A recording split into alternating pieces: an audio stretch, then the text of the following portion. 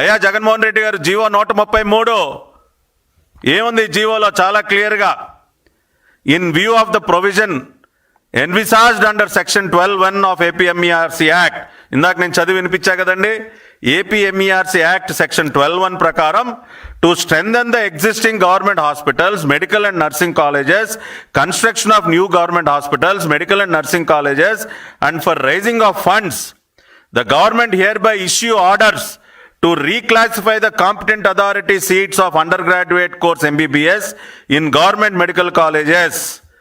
Introduction of category B self-financed seats. అంటే convener quota సీట్స్ని రీక్లాసిఫై చేస్తూ self financing seats పేరుతో category B management quota సీట్స్కి నాంది పలికారు ఈ జీవో నెంబర్ 133 ద్వారా. జగన్మోహన్ రెడ్డి గారిని నేను ఛాలెంజ్ చేస్తా ఉన్నా, మీరు ఈ జీవోకి సమాధానం చెప్పండి. ఈ జీవో కాగితం చేతిలో పట్టుకొని మీరు రేపు మీడియా ముందుకు రండి. ప్రభుత్వ వైద్య కళాశాలల్లో మేనేజ్మెంట్ కోటాని ప్రవేశపెట్టింది నేనే అని మీరు రండి, మీడియా ముందుకు రండి. దీన్ని ఎవరు కాదు, ఇటువంటి జీవోలన్నీ కనపడకూడదనే కదా దాచిపెట్టారు. ఇవాళ జీవోలు మాయం చేసింది ఆనాడు ఇటువంటి జీవోల కోసమే కదా. జగన్మోహన్ రెడ్డి గారు చెప్పండి, మెడికల్ కళాశాలలను ఇంకా బలోపేతం చేయడం కోసం, ఇంకా మెరుగ్గా వాళ్ళ కార్యక్రమాలని నిర్వహించుకోవడం కోసం నేను సెల్ఫ్ ఫైనాన్సింగ్ మోడల్ తీసుకొచ్చాను చెప్పండి. అదేవిధంగా GO number 107 dated 19/7/2023, July 19, 2023 GO number 107. దీనిలో చాలా స్పష్టంగా the government, after careful examination of the matter, have accepted the resolution passed by the APMERC board to categorize the seats in government medical colleges from the academic year 23-24 as follows. 15% of total seats in every government medical college shall be allocated to All India quota. Out of the remaining 85% of the seats, 50% of the seats are categorized as general category, competent authority ante convener quota. 35% of seats as self-financing seats, 15% of seats as NRI quota seats. మరి ఈ రకంగా పర్సంటేజీలు పెట్టి మరి జీవోలు ఇచ్చారు కదా sir. GO number 107 19/7/2023, దీనికి ఏం సమాధానం చెప్తారు? ఏం జవాబు చెప్తారు జగన్మోహన్ రెడ్డి గారు? అదేవిధంగా జీవో నెంబర్ 108 డేటెడ్ మళ్ళీ 19/7/2023, దీనిలో క్లియర్గా ఏదైతే మరి పర్సంటేజ్లు ఫిక్స్ చేశారో వాటికి సంబంధించి ఫీజులు కన్వీనర్ కోటా, ఇందాక నేను చెప్పినట్టు 50% సీట్స్ ఏవైతే ఉన్నాయో అవి సంవత్సరానికి 15,000 రూపాయల ఫీజు. అదే సెల్ఫ్ ఫైనాన్సింగ్ మోడల్ అని తీసుకొచ్చారు చూసారండి, కాంపిటెంట్ అథారిటీ అంటే మేనేజ్మెంట్ కోటా, దానికి సంవత్సరానికి 12 లక్షలండి. అదేవిధంగా ఎన్ఆర్ఐ కేటగిరీ సంవత్సరానికి 20 లక్షలు. ఈ ఫీజులు ఎవరు నిర్ధారించారు సార్? అసలు వాళ్ళు ఏమీ ఎరగనట్టు చాలా అమాయకంగా మాట్లాడుతూ ఉన్నారు జగన్మోహన్ రెడ్డి గారు. ఈ జీవోలు ఎవరు ఇచ్చారు? ఈ ఫీజులు ఎవరు పెట్టారు? ఇవాళ అసలు మీకు మీరు ఏ రకంగా మీరు ప్రభుత్వాన్ని ప్రశ్నిస్తారు? ఏ రకంగా ప్రభుత్వాన్ని ప్రశ్నిస్తారండి మీరు? ఇవాళ జీవోలన్నీ మీరే కదా ఇచ్చింది, పర్సంటేజ్లు మీరే ఫిక్స్ చేశారు కదా, సెల్ఫ్ ఫైనాన్సింగ్ మోడల్ మీరే తీసుకొచ్చారు కదా, ఫీజులు కూడా మీరే పెట్టారు కదా. మరి వాళ్ళు మళ్ళీ మీరు అసలు ఏం ఎరగనట్టు మళ్ళీ వాళ్ళ ప్రభుత్వాన్ని ఏ రకంగా మీరు ప్రశ్నిస్తూ ఉన్నారు sir? GO number 133, GO number 107, GO number 108, at the same time మీరు తీసుకొచ్చినటువంటి act Andhra Pradesh medical education and research corporation ఏపీఎంఈఆర్సీ act 2021, దీనికి సమాధానం చెప్పండి, మీరు జవాబు చెప్పండి మీడియా ముందుకు వచ్చి. కాబట్టి ఇవాళ రాష్ట్ర ప్రజలందరూ దయచేసి అర్థం చేసుకోండి, ప్రభుత్వ వైద్య కళాశాలల్లో మేనేజ్మెంట్ కోటా తీసుకొచ్చింది జగన్మోహన్ రెడ్డి గారు, సెల్ఫ్ ఫైనాన్సింగ్ మోడల్ తీసుకొచ్చింది జగన్మోహన్ రెడ్డి గారు, ఫీజులు నిర్ధారించింది జగన్మోహన్ రెడ్డి గారు. అదేవిధంగా ఆయన నేనేదో 17 మెడికల్ కాలేజీలు పెట్టేస్తా ఉన్నా అని చెప్పి రకరకాలుగా ఓదరగొట్టి ఆయన చేసింది ఏంటండి? 5 కాలేజీలు హడావుడిగా తెరిచారు సరైనటువంటి ఇన్ఫ్రాస్ట్రక్చర్ లేకుండా, మిగతా 12 కాలేజీలు అటకెక్కిపోయాయి. ఇవాళ మేము దానిలో 10 కాలేజీలు 2 ఫేజెస్లో ఫేజ్ 1 అండ్ ఫేజ్ 2 తీసుకుని మేము ఇవాళ పీపీపీ మోడల్లో మేము కాలేజీలు ఎస్టాబ్లిష్ చేయడానికి ఇవాళ మేము పూనుకున్నాం. అది కూడా ఎట్లా? ఎవరైతే ముందుకు వస్తారో ఈ కాలేజీలు ఏర్పాటు చేయడానికి వాళ్ళు చారిటబుల్ ట్రస్ట్ పెట్టాలి. సెక్షన్ 8 కంపెనీ మాత్రమే పెట్టాలి, సేవాభావంతో మాత్రమే ఈ కాలేజీలు రన్ చేయాలి, ఒక్క పైసా కూడా దీనిలో నుంచి లాభం ఆర్జించడానికి వీలు లేదు అని కండిషన్ పెట్టి మరి మేము పీపీపీ మోడల్కి వెళ్తే దీనిలో ఎవరికి ఏం దోచిపెడతా ఉన్నాం? నేషనల్ మెడికల్ కమిషన్ ఇచ్చినటువంటి నివేదిక, గత ప్రభుత్వం చేసినటువంటి నిర్వాకాలు, దాదాపుగా 8,480 కోట్ల రూపాయల అడ్మినిస్ట్రేషన్ శాంక్షన్ ఉంటే ఖర్చు చేసింది కేవలం 1,450 కోట్లు. కాలేజీల ఏర్పాటు పేరుతో రకరకాలుగా నిధుల్ని దారి మళ్లించారు, కాంట్రాక్టర్లకు బిల్లులు పే చేయకుండా డబ్బులు ఎగ్గొట్టారు.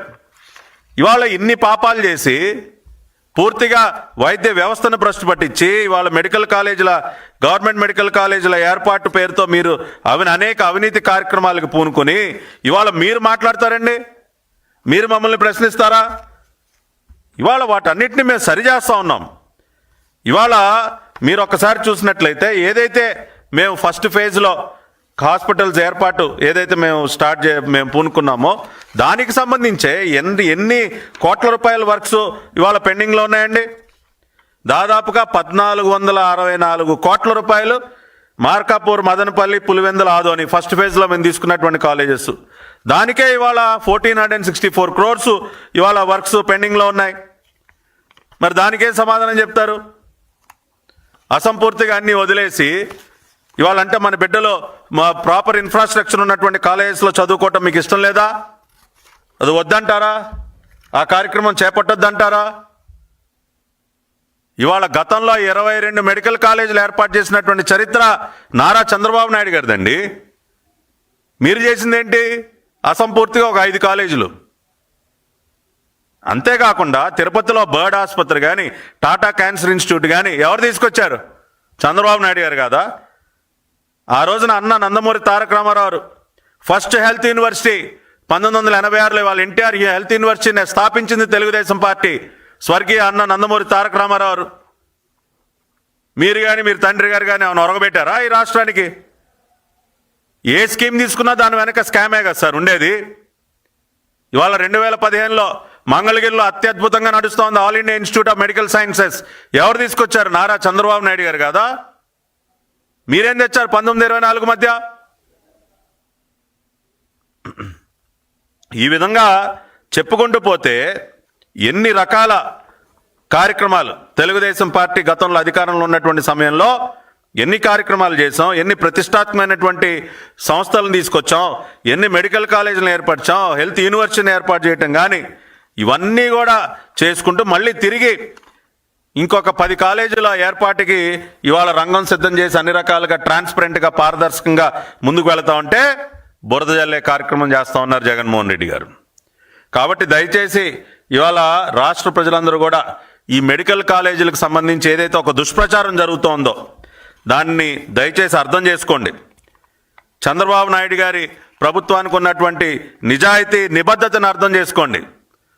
ఎంత ట్రాన్స్పరెంట్గా only objective is to establish medical colleges with world class facilities. ప్రతి మెడికల్ కాలేజీలకి అనుబంధంగా ఒక అద్భుతమైన హాస్పిటల్ ఏర్పడుతుంది. ఆ హాస్పిటల్ ద్వారా అనేక మంది పేదవారికి మనం సేవ చేసేటటువంటి అవకాశం ఉంటుంది. ఒక medical hospital infrastructure, college infrastructure with world class facilities దానిలో ఏర్పాటు అవడానికి ఇవాళ ఈ రాష్ట్ర ప్రభుత్వం కంకణం కట్టుకుంది. ఇది ఎవరికి ఒక్క పైసా దోచిపెట్టడానికి కాదు. అందుకనే చారిటబుల్ ట్రస్ట్ కండిషన్ పెట్టాం, సెక్షన్ 8 కంపెనీ కండిషన్ పెట్టాం.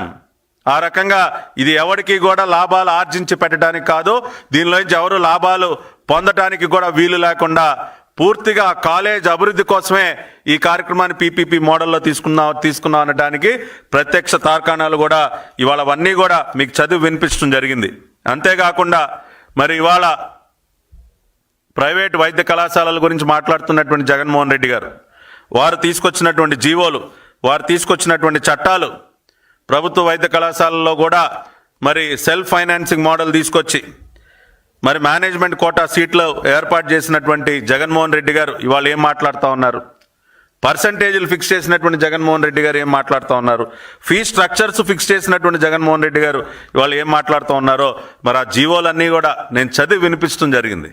కాబట్టి అయ్యా జగన్మోహన్ రెడ్డి గారు, మీరు ఊరుకునే అమాయకంగా ఇవాళ మీడియా ముందుకు వచ్చి నటించి చేతిలో ఏదో ఒక తప్పుడు రోత పత్రిక ఉంది కాబట్టి ఏది పడితే అది రాసేస్తే ప్రజలు నమ్మేస్తారు, మనం ప్రజలను మభ్యపెట్టేయచ్చు, ఈ ప్రభుత్వం పైన రాళ్ళు వేయచ్చు అనుకుంటే అది పూర్తిగా మీ యొక్క అమాయకత్వం, మీ మీ మీ యొక్క మీ అవివేకం అనుకోవాలి.